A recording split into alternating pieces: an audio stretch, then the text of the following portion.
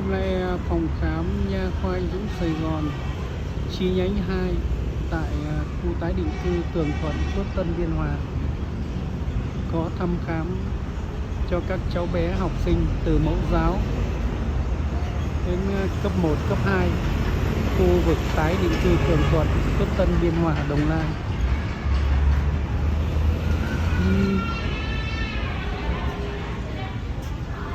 Khám miễn phí giúp thầy cô và các cháu học sinh.